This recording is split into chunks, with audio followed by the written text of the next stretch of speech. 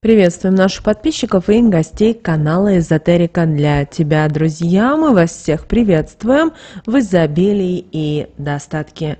Сегодня в этом видео поговорим о том, на какие вопросы ни в коем случае нельзя отвечать ни в церкви, ни в храме, иначе потеряете все: и здоровье, и благополучие, и достаток, и так далее. Помните о том, что слово имеет огромную силу. И если вы не знаете, как себя вести, обязательно просмотрите это видео до конца, друзья, будет очень много полезной, важной и нужной информации. А также расскажем вам о том, что делать, если вы все-таки ответили на такие вопросы. Давайте далее все более подробно. Девочки, мальчики, прямо сейчас ставим лайк этому видео, в комментарии напишите слово «благодарю», пусть Вселенная ваши мыслимые и немыслимые блага приумножит в вашей жизни. И прямо сейчас, друзья, хотим поблагодарить за донаты, которые вы нам отправляете. Друзья, очень-очень приятно. Вы знаете, церковь, храм – это то место, где каждый человек ищет утешение, духовное обновление и защиту. Но, к сожалению, даже в таком вот священном месте могут возникать ситуации, когда от некоторых вопросов следует держаться подальше. И некоторые вопросы в церкви, к сожалению, или возле церкви, возле храма могут носить негативный характер. Почему? Потому что именно с помощью таких слов, определенных вопросов можно навести порчу, и человек даже не поймет, как он взял на себя вот эту деструктивную энергию. Мы, девочки и мальчики, мы не говорим о том, что в церковь не стоит ходить. Нет, ходить нужно. Обязательно молиться, ставить свечки, общаться с батюшкой. Но обязательно соблюдать определенные правила, потому что батюшка, он не всегда может это все контролировать и знать те или иные моменты.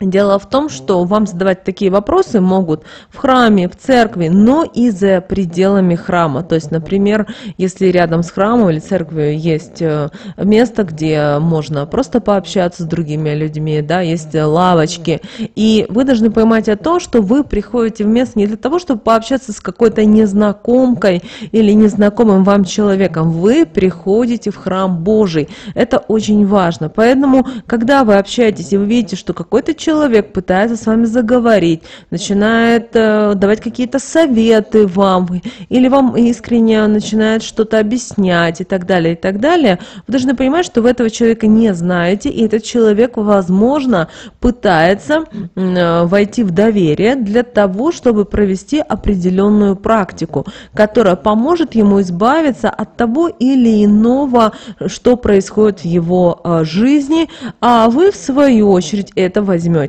Кроме того, такие люди, которые проводят такие практики и передают порчу, они видят людей, кому они могут это передать. Потому что, как правило, те люди, которые вас выбирают, это неспроста. Почему? Потому что вы открыты, вы готовы каждому помочь. И это делает вас привлекательной целью для тех, кто ищет, на кого можно переложить вот этот негатив. Это не значит, что вам нужно отказаться от своей доброты. Здесь очень важно научиться распознавать моменты, когда ваше же и участие может обернуться против вас. Далее, по каким причинам вас еще могут выбрать для передачи порчи? Ваша усталость и ваши личные проблемы. И в период стресса, утомления, ваша способность сопротивляться внешнему влиянию, к сожалению, снижается. И в такие моменты ваша энергия становится более прозрачной, что привлекает людей, желающих избавиться от своего негатива.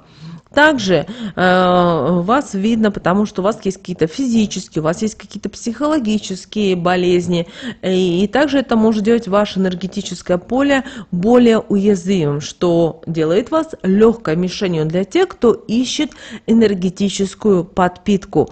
Поэтому вы должны понимать и то, что когда вы приходите в храм, когда вы приходите в церковь, ваша не задача пообщаться со всеми, вспомнить какие-то былые времена и так далее, и так далее. ваша задача прийти и пообщаться с Богом. Также обращаем ваше внимание, что, как правило, люди, которые приходят в церковь, которые приходят в храм, как правило, 80%, даже 90%, это люди, которые приходят со своими проблемами. И, соответственно, они открыты, они не ставят себе защиту, потому что они находятся в своих проблемах, они переживают, кто-то находится в апатии, в депрессии, постоянно возникают какие-то проблемы. И это очень все сильно влияет на человека, вы должны об этом понимать. И, соответственно, это все будет влиять и на энергии.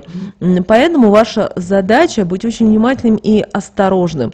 Самое простое – никогда ни у кого ничего не брать. Даже бывает так, что вы стоите возле иконы или ставите свечи, и вам начинает подходить какая-то бабушка, которая говорит, что ой, я здесь, милочка, работаю, может тебе что-то помочь, может тебе что-то подсказать, может ты что-то не знаешь и так далее, и так далее. И в таком случае просто улыбнитесь, даже не говорите. Да, у человека могут быть вопросы. В таком случае для этого вопросов есть батюшка. В больших храмах, в больших церквях есть даже дежурные батюшки, которые всегда стараются за всем следить и стараются помочь, в чем-то проконсультировать, что-то подсказать. Поэтому не бойтесь общаться именно с батюшками. Да, если мы говорим о селах, о деревнях, есть еще и матушка, которая выполняет очень многие функции. Здесь уже вам нужно на интуитивном уровне чувствовать, хотите ли вы общаться и довериться таким людям. Всем остальным в храме, в церкви, даже если они говорят, что они здесь работают на общественных началах, что они стараются людям помочь, что они там заканчивали какие-то высшие учебные заведения, они во всем этом разбираются, не ведитесь, пожалуйста, потому что в первую очередь нужно войти в ваше доверие. Как только человек входит в ваше доверие, все, он начинает делать свои козни, и это отображается очень сильно на вас. Помните, пожалуйста, об этом. Почему это именно проводятся вот такие вот практики именно в церкви, в храмах? Потому что это места сильных энергий. Храмы, церкви, они аккумулируют не только позитивной духовной энергией, да, но и становятся теми местами, где могут происходить обмен энергиями между людьми. И в таких вот местах люди настроены на принятие и обмен энергиями. Но здесь не всегда можно проконтролировать качество этих энергий. Поэтому те вопросы, которые задаются у храма или в его пределах, может нести в себе более глубокий подтекст или намерения, к сожалению, не всегда явные и не всегда позитивными. Поэтому здесь ваша задача быть внимательным. Вы пришли помолиться, вы пришли купить, может быть, молитвослов, возможно, у вас есть какие-то цели и задачи, делайте, но не спрашивайте разрешения у своего окружения. Вы должны это чувствовать на уровне сердца. Если есть желание, делайте. Нет, не стремитесь. Итак, друзья, на какие же вопросы нельзя ни в коем случае отвечать? Эти вопросы, к сожалению, многих людей пугают, но в то же время многие скажут, это же обыденные вопросы, что здесь такого? А не все так просто, потому что это вопросы имеют достаточно сильную энергетику, и они очень сильно влияют на человека. Итак, первый вопрос. Сколько лет ты живешь? Или сколько лет вы живете? Ну, казалось бы, но кто-то вас спрашивает, сколько вы лет проживаете. Здесь вы должны понимать и то, что, отвечая на этот вопрос, вас таким образом забирают жизненную энергию и тем самым пытаются убрать у вас и здоровье, и ваше благополучие, и так далее. Вообще вы должны научить себя, что не стоит вообще никому отвечать, сколько вам лет, сколько вы проживаете лет, или сколько вам отведено лет. Вот могут быть такие вопросы, или могут к вам подойти вот в храме или в церкви ни с того ни с сего, вы молитесь, вам сказать, тебе еще осталось жить столько-то лет. И этот человек думает о том, что, ой, наверное, рядом со мной какой-то человек, который разбирается и может что-то предсказать. И вы знаете, этот человек просто говорит наобум, потому что у него другая цель. Ему очень важно в первую очередь зацепить вас, забрать ваше внимание. И после этого уже вас разговорить и сделать то, что ему надо. Поэтому на вопрос, сколько лет живешь, и все, что связано в этой интерпретации, ни в коем случае не отвечайте. отвечайте, вот никогда. Далее, могут вам спросить, задать такой вопрос, который час. И вы знаете, для многих людей этот вопрос может показаться абсолютно невинным.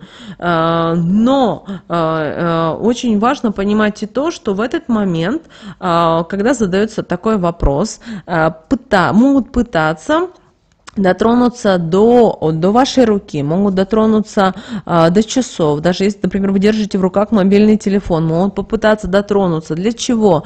А для того, чтобы передать вот эту негативную программу, передать порчу, потому что вот именно через физический контакт вот легко будет передать негативную энергию. То есть вы в этот момент хотите помочь человеку каким-то образом, да, человек подошел, спрашивает, который час, у вас вроде как и мобильный телефон в руках, и человек начинает помочь. Но если так разобраться по-большому, сегодня у каждого человека, вот у каждого, включая даже ребенка, есть мобильный телефон.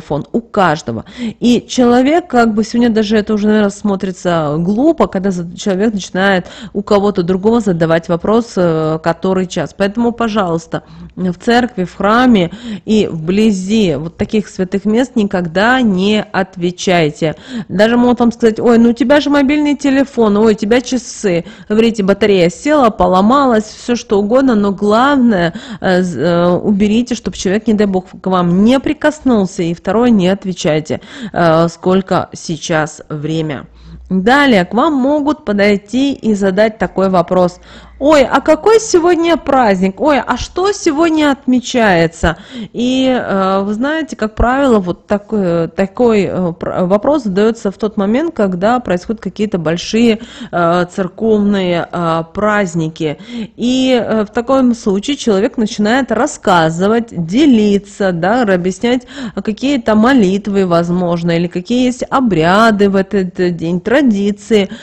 И в этот момент человек что-то пытается вам передать через слова. Опять же, вы открываетесь, и вам передают таким образом порчу. Где-то до вас дотронулись, где-то что-то вам сказали и так далее. Поэтому вы должны понимать и то, что те люди, которые приходят в церковь, особенно если это касается больших церковных праздников, того же Благовещения, Рождество Христово, Пасха, Троица и так далее, люди знают, какие праздники и что вообще происходит в этот день в церкви или в храме. Когда вам задают такой вопрос, это вас должно в первую очередь насторожить. Далее, какой вопрос вам могут еще задавать, достаточно такой вот безобидный, как вы можете подумать. Вы идете сейчас в церковь или вы уже собираетесь выходить? И в этот момент, почему задается такой вопрос? Для того, чтобы проверить человека, он понимает, что он сейчас будет делать, и вообще, что... Потому что человек в этот момент становится, к сожалению, уязвимым для энергетических атак. Человек пытается объяснить, что я сейчас иду в храм помолиться, такой-то иконе, или заказать то-то и то-то, и так далее, и так далее. И вы уже начинаете, вы уже открыты, и на вас можно энергетически влиять. Поэтому в никого не должно интересовать, куда вы идете, в каком вы направлении идете. Далее, вас могут спросить, как вас зовут. И это, то есть, может быть такая вот картинка. Две женщины разговаривают ни с того ни с сего, при этом они никогда не видели друг друга.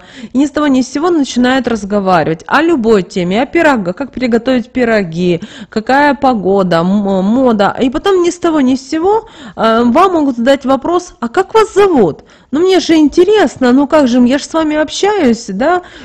Придумайте другое имя, но не говорите ни в коем случае свое имя. Почему? Дело в том, что ваше имя это, знаете, вот это вот тот мощный атрибут, и когда вы говорите имя незнакомке или незнакомцу, особенно в священном месте, это может быть в первую очередь для вас достаточно рискованно, потому что это может быть использовано опять же против вас. Поэтому, когда вам задают такой вопрос, или промолчите, улыбнитесь, или придумайте какое-то третье имя, которое никак не связано с вами. Также не старайтесь произносить имена в этот момент ваших самых близких, родных людей, тех, кого вы любите, детей, внуков. И это очень важно.